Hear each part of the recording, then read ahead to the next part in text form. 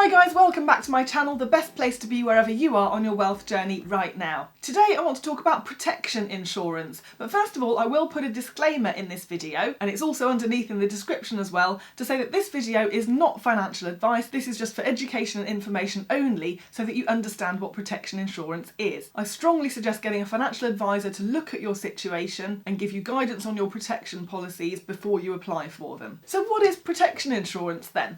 Well, first of all I want to start by telling you what it's not. Now, what I'm not talking about today is PPI. Sometimes people do get protection insurance confused with PPI. Now, PPI is payment protection insurance, and that was widely sold in the sort of early noughties, so you would have taken it out on your mobile phone in about 2003, and that was the one that led to lots of claims being made because it was missold. That is not what I'm talking about today, okay? Today I'm talking about protection in terms of protecting you and your family just in case life throws you a curveball, which, newsflash, at some point it will definitely throw you a curveball. So here we go. Now there are four main types of protection insurance, and we're going to talk to you about what they are, why it might be important that you have them in place, and also how much it's going to cost. So the four main types of protection insurance are life insurance, critical illness cover, family income benefit, and income protection insurance. Now I've talked a lot before about life and critical illness cover, particularly in this video up here where I take a deep dive into exactly what it is. So if you want to find out more about life and critical illness after you've watched this video, have a watch of that one next, and I will put the link in the description underneath this video as well for you. Life insurance is a policy where if you die within the term of the insurance, the policy will pay out a lump sum on your death to help your beneficiaries. Why do we class it as protection? Well, it's there to protect your family from financial difficulty in the event of your death. If you're not sure whether life cover is right for you, I would probably start by asking yourself some important questions, like, if I drop dead today, what will happen to my family? Will they be okay? Will they be able to make their mortgage payments, for example? If my partner or spouse can't afford the mortgage when I die, would it be better to get the whole mortgage paid off instead? Usually, life cover is there to protect a main residential mortgage, so if you die, it will pay out and the whole mortgage will be repaid in full.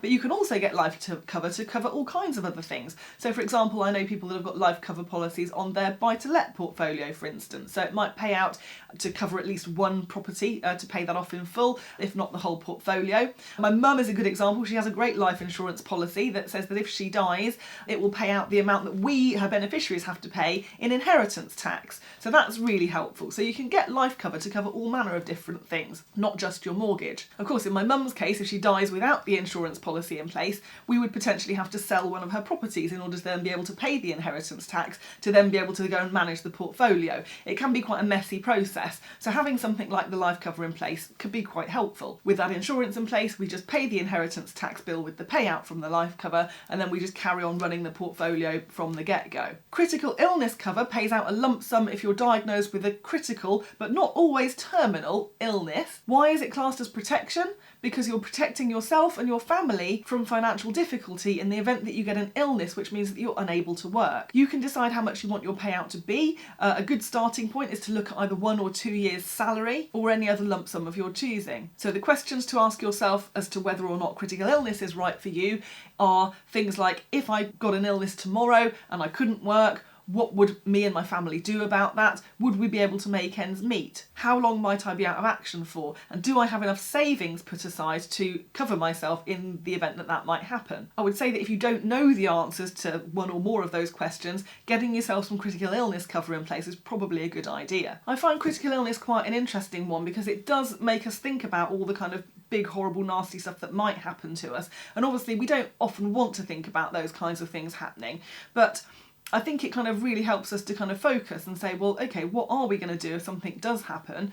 And do we have the resources in place to deal with it? But I would always say it's better to be safe than sorry. Get this kind of stuff in place and then you haven't got to worry about it. The moment you're diagnosed, it will pay out. And I guess kind of a good thing about critical illness is that if you get the payout and you survive, you've still then got the money. You haven't got to give it back just because you survived. You know, that's not how it works. You've still got the benefit from it. My dad, for example, was diagnosed with throat cancer in around 2005, and about 18 months before he was diagnosed, he took out a critical illness policy and it paid out. Even though he'd only been paying his monthly payments for 18 months, it paid out. I think he got £50,000 in critical illness insurance money that just came to him.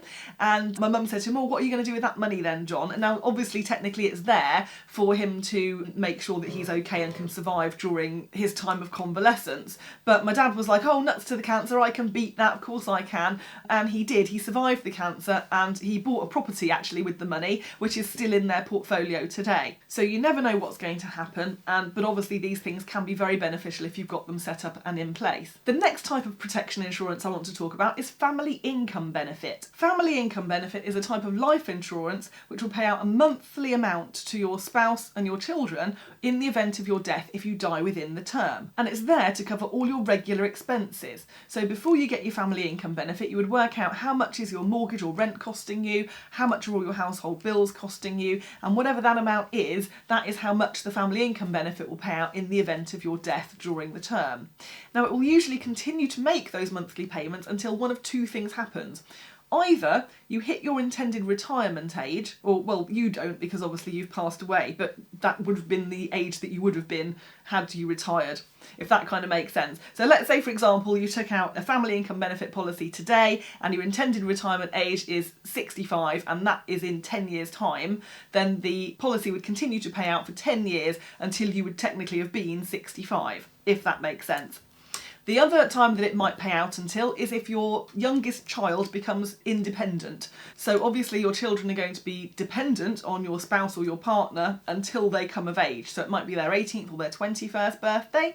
And when that happens, that potentially could be when you decide that you want this policy to stop paying out. So obviously you can decide that. Now the good thing is that it differs from life insurance because life insurance will only pay out a lump sum on your death, whereas this actually gives the monthly payments. So it is a lot more helpful, particularly if you've got a spouse with young children and your spouse isn't working because they're busy looking after the children, for example. And let's say something happened to you, they wouldn't necessarily immediately be able to go back to work because they're still looking after the children. So in that instance, the family income benefit would be really good because it would pay out and pay all the monthly bills while your spouse is still able to look after the children as they would be anyway, if you were still here. So you can see how useful family income benefit is, particularly if you've got a family with young children. The last type of protection insurance is income protection insurance, and I personally feel this is the most overlooked type of protection insurance, but yet it is needed by the greatest number of people. Income protection gives you a monthly payment if you're not able to work because you've been injured or you've got a long-term illness. It will continue to pay out the monthly payments until either you return to work, or you retire, or you die, or the policy expires. So there's lots of different ways that that policy could finish, but the idea behind it is that it gives you that security that enables you to know that you're going to be able to pay your bills every single month whilst you're convalescing. Now, the reason that I feel that most people need this is because life cover only pays out if you die, so that's for your beneficiaries, and it only pays out a lump sum when you die as well. Critical illness cover covers you if you get certain types of illness. But what happens if you just get poorly? What happens if, let's say you're a builder, for example, by trade, and you are playing football at the weekend, let's say you break your leg and you need ongoing surgery and things that are going to cause you to be off work from your builder's job, that's going to cause a real problem. Now, in that instance, you've not died and you've not got a critical illness. So what's going to happen? And again, you need to think to yourself, how am I going to pay my bills if this happens? And what am I going to do? Am I going to be able to make ends meet? If I have a spouse, are they going to be able to make ends meet? Are they earning enough income? And if they're not, have I got enough savings in place that will support me during this time that I'm poorly and having to go through all this treatment and recover, etc.? Now, obviously, you'll probably get statutory sick pay from work, but that only covers you for 28 weeks. And what happens if you need things going beyond 28 weeks and you're still not better? And that's where where the income protection policy kicks in, because that will give you a regular monthly payment to make sure that your bills, etc. are paid. Now, what it won't do is it won't cover the full amount that you're being paid from work, because at some point the policy does expect you to go back to work, and obviously if it just pays out the amount that you'll be getting from work anyway, that's not an incentive for you to go back. So actually they don't pay out the full amount, but they certainly pay out a good chunk of it, but it does give you the incentive to get back to work when you can. Hopefully that makes sense. It basically means that you can concentrate on recovering from whatever it is you've got, rather than having your head filled with all the worry of, oh my goodness, how am I going to pay my bills, how am I going to make ends meet, etc. Now, my personal view is that particularly if you're renting the home that you live in, it's really important to have this kind of cover in place, because if something happens to you and you then can't pay your rent every month, that is going to cause all kinds of issues, leading to very worrying and uncertain times for you and your family. So of course I think it's really good to think about all of these types of protection insurance while you're fit and healthy. And of course the next question I get always is, how much is it going to cost me?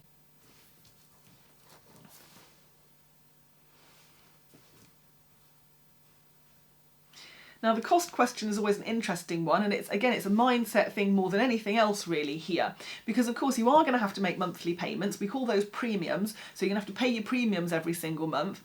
Quite often a question I get asked is, well, if I pay out my premiums for the whole of the duration of the term of the policy, and the policy ends and I haven't made a claim, can I get my money back? The answer is no, sadly you can't. It's an insurance policy, it's not a savings account, so we can't get your money back for you. But the idea is that you pay into it every single month, so that if something does happen to you, you would then get the benefit of the policy. It would pay out for you. Now, your premiums can vary from just a few pounds a month up to hundreds of pounds, and what you pay will depend on the level of cover you have. It will also depend on whether you or your immediate family have ever had any health problems, and it will also depend on things like your age, your weight, and things like that as well. I personally believe that the real cost of insurance is not having it in place in the first place, because that is going to lead to all kinds of long-term problems, not just financially but also mentally as well for your family. Now, if I go back to the story of my dad, because he's such a good example when it comes to talking about protection insurance, obviously he got the payout from his critical illness, which was amazing, and he bought a house with it, which was great. Then he recovered from the cancer, and he decided to himself, okay, I'm going to cancel my life insurance policy. I don't need a life cover policy anymore because I've beaten the cancer. And he thought to himself, my mother is now in her 80s. I'm going to live well into my 80s. I don't need a policy in place anymore. So he phoned our financial advisor, said to him, cancel the policy, which the advisor duly did. And a year later, my dad got motor neurone disease, and he died 4 years after that. So if he had still had the life insurance policy in place, it would have paid out. My mum would have had her mortgage paid off. As it stands to this day, my mum still has a mortgage on her main residence. She can afford it, but, you know, it's still there. And it's a pain, really. You know, it didn't need to have been there. If my dad hadn't cancelled his policy, she would have had that paid off, and she wouldn't need to have had to worry about monthly mortgage payments. Because she's now 66, she's retired, she doesn't need that kind of worry. But here we are.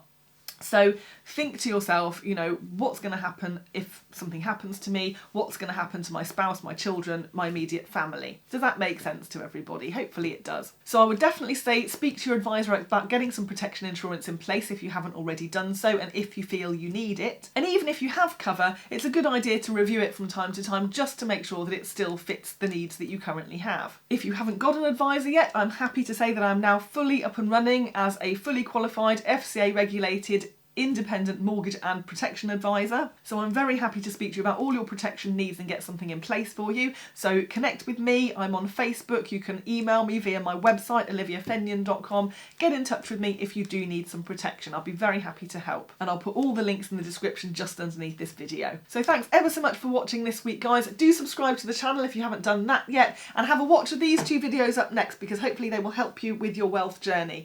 In the meantime, do stay safe, and I'll see you in the next one.